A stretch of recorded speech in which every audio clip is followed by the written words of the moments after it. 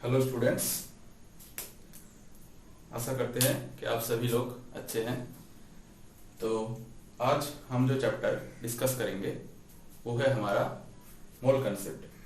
मैं बोलूँगा कि अंडरस्टैंडिंग मोल कंसेप्ट, मतलब मोल कंसेप्ट क्या है, मोल कंसेप्ट हम क्यों पढ़ेंगे और इसके साथ हम क्या कर सकते हैं। मोल कंसेप्ट बेसिकली केमिस्ट्री के कैलकुलेशंस के लिए और कभी कभी फिजिक्स के लिए भी बहुत इंपॉर्टेंट होता है।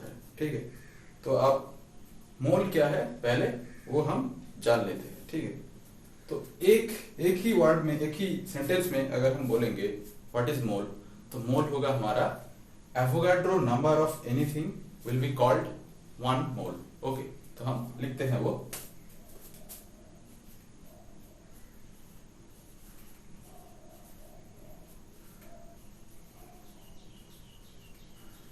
Avogadro number of anything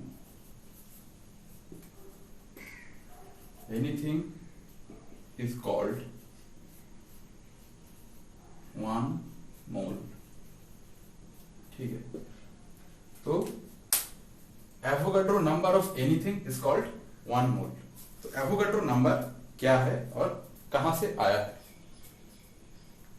Avogadro number, ये जो नंबर है ये एक बहुत ही बड़ा डिजिट है और ये डिजिट का वैल्यू है हमारा 6.022 इंटू 10⁻23। ये एक नंबर है, इसको हम ऐसे रिप्रेजेंट करते हैं Na, एवोगाड्रो नंबर 6.022 इंटू 10⁻23। अब ये जो नंबर है ये एक्यूरेट नहीं है, ये भी अप्रोक्सीमेशन लिया गया है। इसके बाद 0.22 के बाद और भी कई सारे डिजिट है, लेकिन हाँ अप्रोक्सीमेटली यही नंबर चूज करते हैं। ठीक है, तो अब ये जो एवोगाड्रो नंबर है इसको हम कहते हैं, किसी भी अगर चीज ले लेंगे एवोगाड्रो नंबर ऑफ, तो हो जाएगा वो वन मोल। सपोज मैं बोल रहा हूं कि एवोगाड्रो नंबर मतलब Na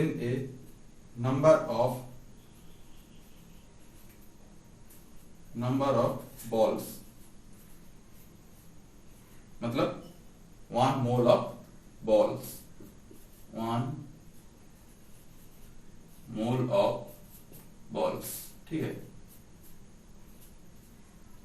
अब किसी भी ले ले आप एवोगाड्रो नंबर ऑफ, अब ऑरेंज ले लेंगे तो हो जाएगा वन मोल ऑफ ऑरेंज, कोई सा भी ले ले। तो मोल जो है वो एक नंबर को डिनोट करते हैं और वो है ये नंबर। ठीक है, अब ये एवोगाड्रो नंबर कहां से आया था, तो ये नंबर एवोगाड्रो खुद तो नहीं दिया हमें, ये बहुत सारे साइंटिस्टों ने इसको बनाने में बहुत साल मेहनत लगाए हैं, बहुत साल की मेहनत है, उसके बाद ये है।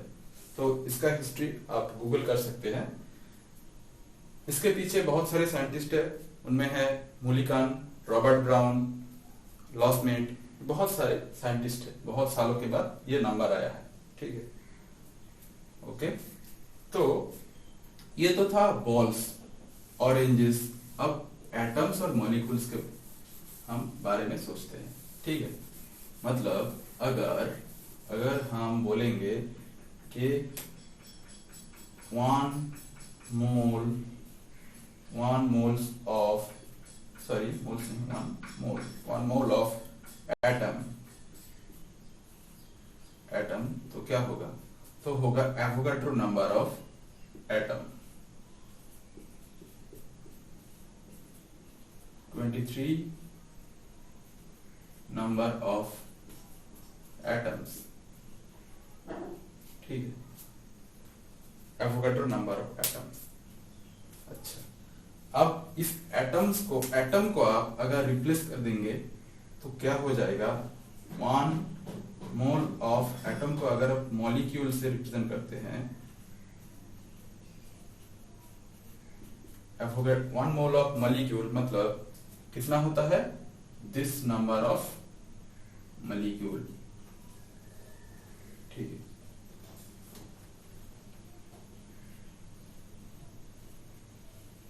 This number of molecule. अब क्या है, देखिए, अब बोला जाता है कि दिस नंबर ऑफ मॉलिक्यूल का वेट कितना होता है और मास कितना होता है। Mass of 1 mole of atom, mass of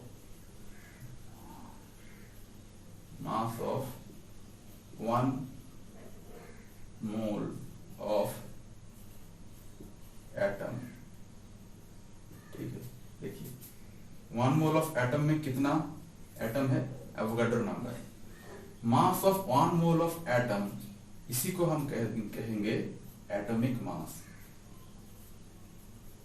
atomic mass, ठीक है। Similarly mass of 1 mole of molecule बोलेंगे मॉलिक्यूलर मास, मॉलिक्यूलर मास, ठीक है। तो आप समझते हैं थोड़े एग्जाम्पल से, ठीक है। अगर हम एटॉमिक मास के बारे में बोले तो एटॉमिक मास ऑफ ऑक्सीजन कितना होता है। Atomic mass of oxygen, atomic mass of oxygen होता है 16।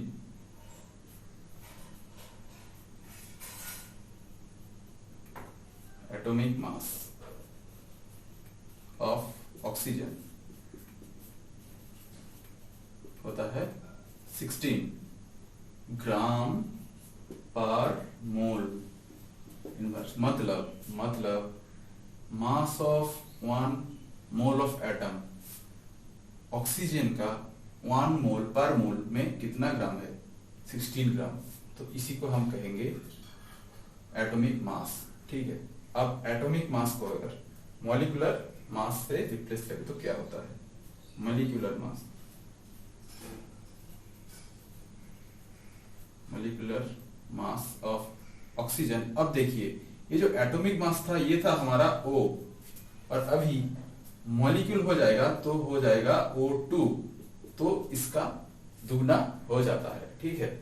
तो ये हो जाएगा हमारा 32 ग्राम पर मोल, ठीक है, 32 ग्राम पर मोल।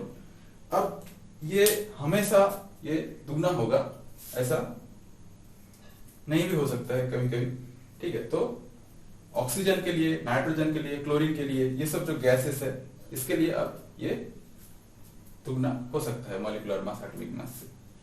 अच्छा, ठीक है। तो ये तो था एटॉमिक मास और मॉलिक्यूलर मास।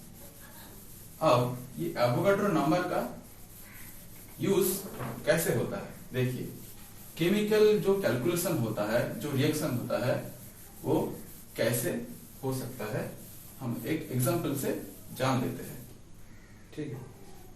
अब अगर कहेंगे formation of water H2 plus O2 is equals to H2O, क्या ये रिएक्शन सही है, क्या ये रिएक्शन सही है, मतलब ये रिएक्शन सही है, मतलब हम देख रहे हैं कि H2 और O2 रिएक्ट करके वाटर फॉर्म हो रहा है, लेकिन क्या ये बैलेंस है, नहीं, बैलेंस नहीं है हमारा, इसको बैलेंस करना पड़ेगा। हम यहाँ पे 2 लगाएंगे इसके सामने और इसके सामने भी 2 लगाएंगे तो ये बैलेंस हो गया और अब ये सही है। तो ये क्यों करना पड़ा, इसलिए करना पड़ा law of conservation of mass, मतलब दोनों साइड का जो मास होता है वो इक्वल होना चाहिए एक केमिकल रिएक्शन के अंदर, ठीक है। मतलब ये हमारा जो रिएक्टेंट का साइड है, मतलब ये 2 रिएक्ट कर रहा है, इसका जो नंबर ऑफ एटम्स होगा और इसका जो नंबर ऑफ एटम्स होगा वो सही होना चाहिए। देख लीजिए सही है कि नहीं है। हाइड्रोजन यहाँ पे 4 है, हाइड्रोजन यहाँ पे 4 है, हाइड्रोजन यहाँ पे भी 2 × 2 4 है, ऑक्सीजन 2 है और ऑक्सीजन इसके आगे 2 लगाया गया है, मतलब 2, तो हमारा ये बैलेंस है। अभी क्या है, कितना हाइड्रोजन और कितना ऑक्सीजन रिएक्ट करके एक वाटर मॉलिक्यूल फॉर्म करता है, ठीक है। अब इसको अगर हम मास के हिसाब से कैलकुलेशन करेंगे तो क्या होगा। अच्छा, आप देख रहे हैं कि इसका जो रिएक्शन का रेशियो है 2:1 है, और हाइड्रोजन इस टू ऑक्सीजन, मतलब ये है 2:1 का रेशियो, मतलब इसका 2 मोल, सॉरी इसका 2 और इसका 1 होके बन रहा है, मोल पे मत जाइए, अब सिर्फ नंबर को सोच लीजिए। मतलब 2 हाइड्रोजन और 1 ऑक्सीजन से बन रहा है 2 वाटर, ठीक है। अब आपको बोला गया, आपको ग्राम दे दिया गया, मतलब आपको बोला गया, तो अगर क्या समझे हम, 2 ग्राम हाइड्रोजन और 1 ग्राम ऑक्सीजन मिला के क्या 2 ग्राम वाटर बन रहा है? क्या ये हो सकता है? कभी कभी भी हो सकता है क्या? एक बार खुद से सोच के देखिए। जवाब आएगा नहीं हो सकता, ये पॉसिबल नहीं है। क्यों पॉसिबल नहीं है? अब एक बार सोच लीजिए, उसके बाद हम जो बताते हैं वो सुन लेना। देखिए क्या है, अगर आप बोलेंगे अब 2 ग्राम हाइड्रोजन देंगे, ठीक है, तो हाइड्रोजन का जो साइज है वो कितना होता है? Hydrogen is the smallest atom, smallest element size के हिसाब से, तो उसका साइज अगर ये होगा तो ऑक्सीजन का साइज होगा ये, ठीक है। हाइड्रोजन ऐसा होगा और ऑक्सीजन इस साइज का होगा। तो क्या है, देखिए, अगर आप 2 ग्राम में बोलेंगे कि ये मतलब इतना होगा और ऑक्सीजन जस्ट इतना होगा, तो क्या हो जाएगा कि इसका साइज बहुत छोटा है। मतलब 2 ग्राम में ये आ जाएगा, बहुत सारा आ जाएगा, बहुत सारा आ जाएगा, ठीक है। मतलब ऐसे ऐसे करके बहुत सारा आ गया। 2 ग्राम साइज बहुत छोटा है, ठीक है, बहुत छोटा है। और ये 1 ग्राम हुआ है, मतलब ये 2-4 ही होगा। तो क्या सारा का सारा केमिकल यूज्ड हो गया और हमें 2 वाटर का मॉलिक्यूल मिल गया? नहीं मिलेगा, क्योंकि ये बहुत सारा हो जा रहा है और ये बहुत कम, क्योंकि ये जो है इसका साइज बहुत छोटा है और इसका साइज बहुत बड़ा है। तो ग्राम से कैलकुलेशन करने पे नहीं जवाब आता है, करेक्ट आंसर नहीं आएगा ग्राम से कैलकुलेशन करेंगे। क्योंकि हम देख रहे थे कि 2 हाइड्रोजन के साथ 1 ऑक्सीजन मिल रहा है और 2 हमारा वाटर दे रहा है। 2 ग्राम अगर हम उसी के बेसिस पे 2 ग्राम अगर हम ग्राम यूनिट पे ले लेंगे कि 2 ग्राम हाइड्रोजन ले लिए और 1 ग्राम ऑक्सीजन ले लिए, तो क्या है, हाइड्रोजन का साइज बहुत छोटा है, तो इसका जो number of atoms, number of molecules होगा वो बहुत हो जाएगा। किसके बेसिस पे? ऑक्सीजन के बेसिस पे, ठीक है। तो ये पूरा का पूरा रिएक्ट नहीं करेगा और ये जो हमारा इक्वेशन है इसके अकॉर्डिंग काम नहीं करेगा। तो अब हम इसको मोल से रिप्लेस करने की कोशिश कर रहे हैं, ठीक है। देखिए क्या होता है, अभी क्या होता है, देखिए ध्यान से देखना। अगर हम मोल लगाएंगे, पहले हमें ये पता है कि molecular weight of hydrogen, molecular weight MW of H2 का मॉलिक्यूलर वेट है हमारा 2 ग्राम पर मोल, ठीक है। अभी ग्राम आ रहा है पर मोल पे, मतलब 1 मोल में होता है 2 ग्राम, ठीक है, 1 मोल में होता है 2 ग्राम। अब MW of molecular weight of O2 ले रहे हैं, O2 है हमारा 32 ग्राम पर मोल। सिमिलरली 1 मोल पे हो रहा है हमारा 32 ग्राम, ठीक है, 32 ग्राम हो रहे हैं। अगर हम ग्राम को मोल पे कन्वर्ट कर लेंगे, अब देखिए मोल क्या है, मोल एक ही नंबर है, प्रॉपर नंबर है, ठीक है। तो अगर हम इसी रिएक्शन को मोल के बेसिस पे कंसीडर करेंगे तो देखिए क्या होता है। मोल होता है हमारा एवोगाड्रो नंबर, मोल रिप्रेजेंट करता है हमारा Avogadro number of atom, Avogadro number of molecules. ये मॉलिक्यूल्स है तो मॉलिक्यूल्स रिप्रेजेंट करेंगे, कितना है, Na। Avogadro number of molecule represent कर रहा है। मतलब क्या है, आप एवोगाड्रो नंबर ऑफ ये 2 है, मतलब 2 into Na, Avogadro number of H2 ले रहे हैं, ठीक है, प्लस क्या हो रहा है, आप ये 1 है, 1 into Avogadro number of O2 ले रहे हैं, ठीक है। और उसके बाद जो आ रहा है वो हमारा इसी रेशियो पे आएगा, मतलब 2 into एवोगाड्रो नंबर ऑफ हमारा H2 भी आएगा। देखिए अब क्या हो रहा है, अब हम मोल पे लिए हैं, मोल, ठीक है, 1 मोल, तो 1 मोल होता है Na, 2 मोल होता है 2Na। अब इसमें क्या है, जो नंबर है और इसमें जो नंबर है वो कंबाइन करके ये नंबर देगा कि नहीं देगा, ये हम देख लेते हैं। तो हमारा जो रिएक्शन का रेशियो था 2:1, देखिए ये Na क्या होता है, क्रॉस कर दीजिए, ये नंबर है, अभी ये ग्राम नहीं है, अभी ये क्या है, नंबर है, मतलब 2 हाइड्रोजन मॉलिक्यूल, अब इन्हें लगा भी देंगे, मतलब 2 into Avogadro number of hydrogen molecule react करेगा किसके साथ, 1 into Avogadro number of O2 के साथ। मतलब क्या रहा है, अब इसका और इसका रेशियो लीजिए, 2Na:1Na एवोगाड्रो नंबर, तो ये Na अगर क्रॉस कर देंगे तो क्या होगा, 2:1 नंबर पे ये रिएक्ट कर रहे हैं, मतलब ये ग्राम से नहीं रिएक्ट करते, मोल से रिएक्ट करते हैं, ठीक है। और उसके बाद मोल के कैलकुलेशन के बाद आप उस पर ग्राम इंट्रोड्यूस कर सकते हैं। कैसे इंट्रोड्यूस कर सकते हैं, देखिए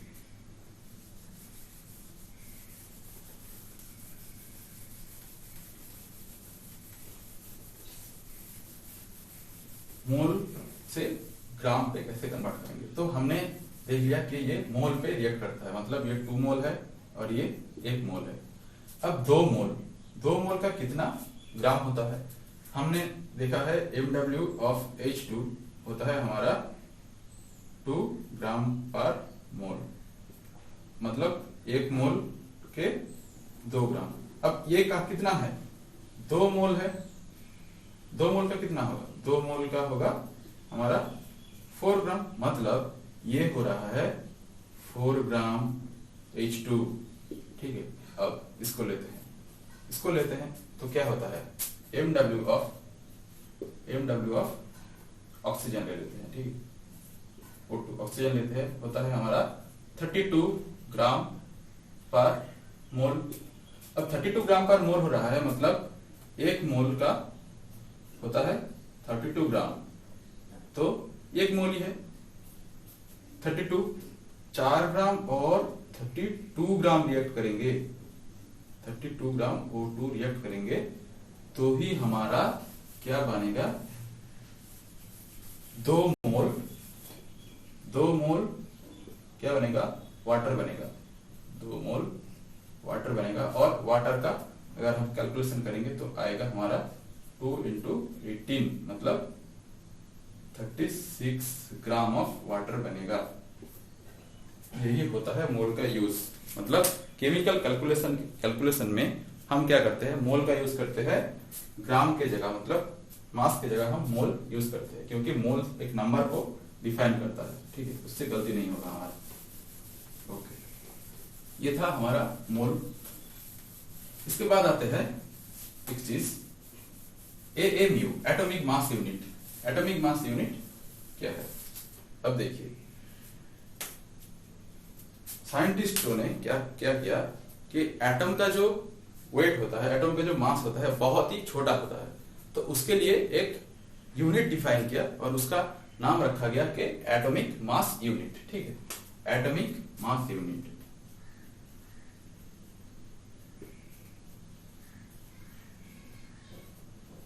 एटॉमिक मास यूनिट शॉर्ट में लिखते हैं हम AMU। और अभी ये चेंज हो गया है, ये चेंज हो गया है unified atomic mass, unified atomic mass, ठीक है, एक ही बराबर है, इसको यू से रिप्रेजेंट कर देते हैं कभी कभी, ठीक है, एक ही बात है। अब क्या हुआ, ये है हमारा एक वैल्यू, मास का एक वैल्यू है और ये पर्टिकुलर वैल्यू है, ठीक है। तो ये कैसे तय हुआ है कि इसका वैल्यू कितना है, एक मास का वैल्यू है, मतलब ग्राम में आएगा, ठीक है। तो साइंटिस्टों ने पहले क्या किया था, पहले इसको हाइड्रोजन के रिलेटिव मास से और ऑक्सीजन के रिलेटिव मास से पहले कैलकुलेट कर रहे थे, लेकिन उसमें क्या रहा था, थोड़ा एरर आ रहा था कैलकुलेशंस में। तो उसके बाद कार्बन को चुना गया, तो कार्बन में देखा गया कि उसमें एरर बहुत कम आ रहे हैं। तो क्या साइंटिस्टों ने क्या एज्यूम किया कि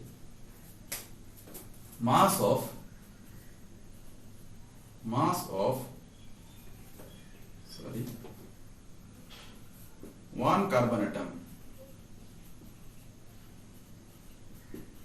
atom is equals to 12 AMU। अब मैं इसको जस्ट स्मॉल में लिख रहा हूं, ठीक है, सॉरी 12 मैंने 2 नहीं कहा, 12 कहा था, 12 AMU, ठीक है।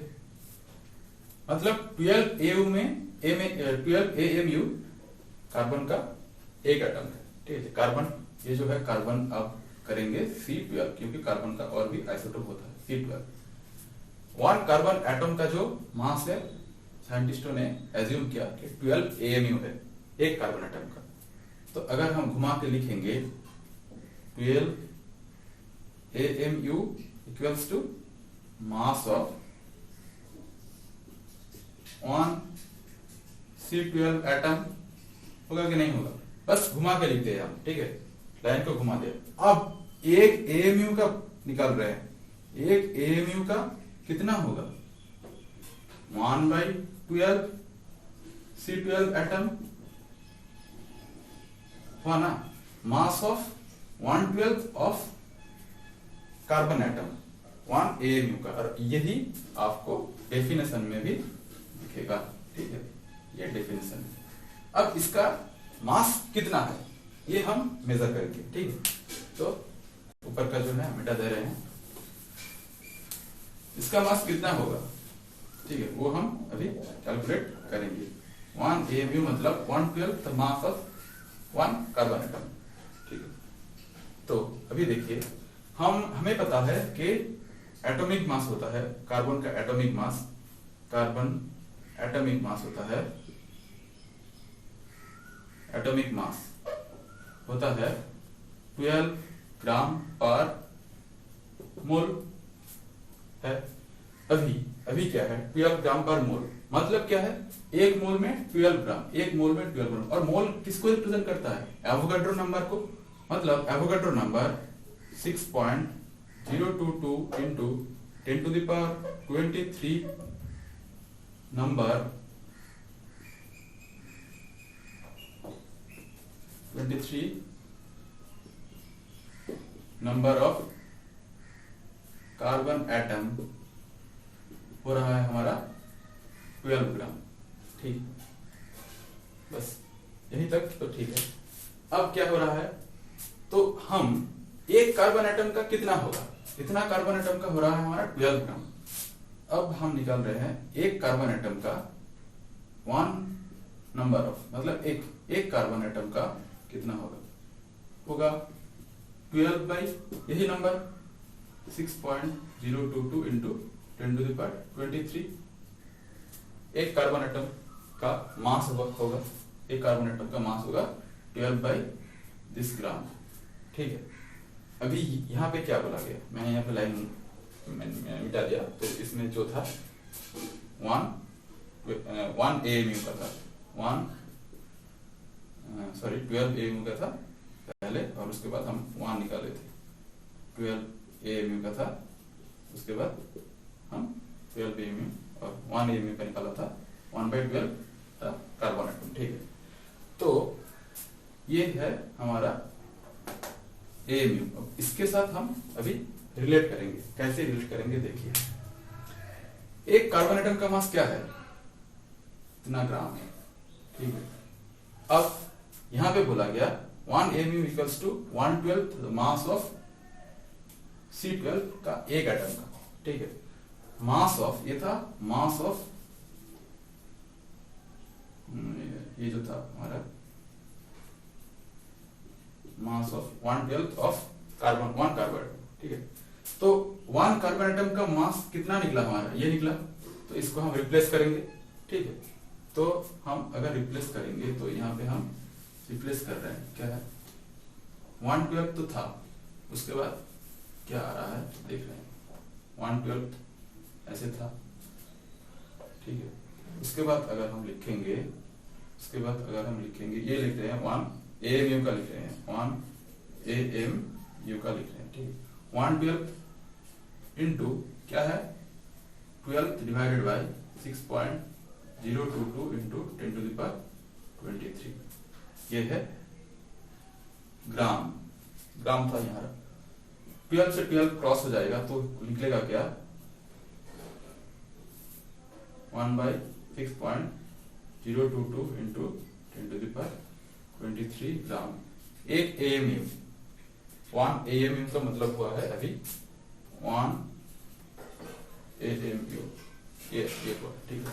इसको आप अगर कैलकुलेट करेंगे तो आ जाएगा क्या, इसको आप कैलकुलेट करेंगे तो आ जाएगा, मैं ऊपर लिख रहा हूँ ताकि आपको दिखने में सुविधा हो जाएगा 1.66 इंटू 10⁻24 ग्राम, ये आ जाता है, ठीक है। हमारा 1 AMU का वैल्यू 1 AMU, मतलब 1 AMU मतलब है ये, इसको हम ऐसे लिख सकते हैं 1 AMU equals to 1/NA Avogadro number gram, ठीक है। ये है AMU का वैल्यू। तो हमने बोला था कि कार्बन का जो 1 कार्बन एटम का जो एटॉमिक मास था वो हो रहा था हमारा 12 AMU, एक कार्बन एटम का, ठीक है। एक कार्बन एटम का 12 AMU मास है, तो लिख रहे हैं क्या 1 carbon atom equals to 12 AMU, ठीक। तब AMU का वैल्यू कितना है, ये है 12 इंटू 1.66 इंटू 10⁻24 ग्राम, ये क्या है एक कार्बन एटम का। तो अगर हम अभी इसको एक कार्बन एटम से अगर 1 मोल करेंगे, 1 मोल मतलब क्या 6.022 इंटू 10⁻23, तो इसके साथ अगर मल्टीप्लाई करेंगे मतलब 1 मोल का मतलब होता है ये, और this number of carbon atom क्या होगा 12 इंटू 1.66 इंटू 10⁻24 इंटू ये नंबर मल्टीप्लाई करेंगे 6.022 इंटू 10⁻23, तो ये दोनों माइनस होके निकलेगा 12 ग्राम पर मोल, और यही है कार्बन का एटॉमिक मास। मतलब सब कुछ रिलेटेड है, ठीक है, ओके। अब क्या है, यहां तक तो था, हम AMU जान लिए और हम जो मोल्स क्या होता है, मोल्स का कैसे यूज होता है वो भी जान लिए है। और आपको मोल कॉन्सेप्ट का मैथ करने के लिए, मोल कॉन्सेप्ट का जो न्यूमेरिकल प्रॉब्लम होता है उसको सॉल्व करने के लिए क्या जानना पड़ता है, आपको 2-4 रिएक्शंस आना चाहिए, और एक चीज आना चाहिए, मैं वो बोल रहा हूं कि at NTP/STP standard temperature and pressure और नॉर्मल टेम्परेचर एंड प्रेशर, इसको टेम्परेचर T मतलब होता है 273 केल्विन और प्रेशर का मतलब होता है 180 1 एटमॉस्फेरिक प्रेशर, जो बराबर होता है कितना 1.013 into 10⁵ newton per metre square, ठीक है। ये तो कंडीशन है। इसमें at STP volume of any gas, any gas, कोई भी गैस ले ले, हो जाता है हमारा क्या 22.4 लीटर, ठीक है। किस टेम्परेचर और प्रेशर पर, ये टेम्परेचर और ये प्रेशर पर, ठीक है। तो अब ये कैसे आता है ये देख लेते हैं कैसे आता है, ठीक है। दे रहे हैं इसको, अगर हम बाद में पढ़ेंगे शायद कि हमारा जो आइडियल गैस इक्वेशन है, PV इक्वल्स टू nRT, ठीक है। यहाँ पे अगर हम volume of any gas 1 mole of any gas, 1 mole of any gas, यहाँ पे n डिफाइन कर रहा है नंबर ऑफ मोल्स को।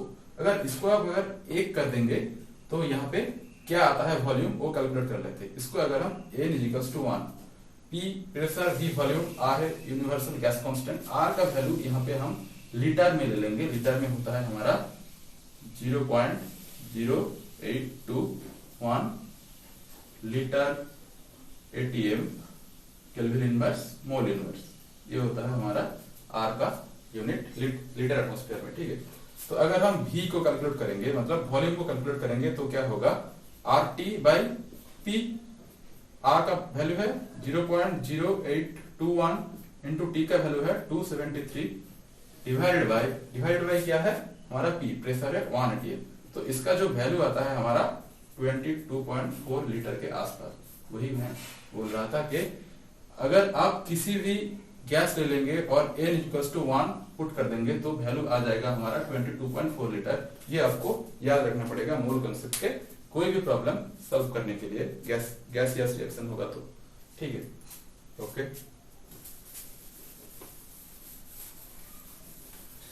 और एक चीज आपको याद रखना पड़ेगा,